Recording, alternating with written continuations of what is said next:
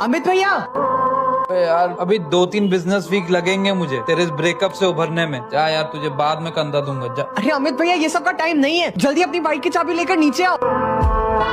तेरा अगर किसी से लफड़ा उफड़ा हुआ है ना तो मैं अभी मूड में नहीं हूँ लड़ने के लिए। भैया ऋतु। बैठो बे।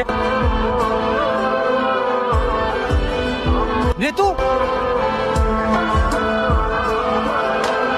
कोई इंसल्ट बाकी रह गई थी क्या? ऋतु, मैंने जो गुस्से में बोला उसमें थोड़ा सच तो था। ऋतु, मैं मानता हूँ कि तुम सारे नहीं, पर तुम कुछ डिसीजंस तो अकेले ले लेती हो ना। ब्रेकअप वाला डिसीजन भी तुम्हारा ही था, मुझसे पूछा भी नहीं कि मैं क्या चाहता हूँ। अरे तुमने म्यूचुअल कह दिया तो म्यूचुअल थोड़ी हो जाता है ब्रेकअप। वैसे मैं तुम्हारे सारे डिसीजन चुपचाप एक्सेप्ट कर लेता हूँ, पर ये वाला नहीं। तुम्ही ने कहा था ना कि सिर्फ 2% high school relationships long distance survive कर पाते हैं, हम वो 2% है।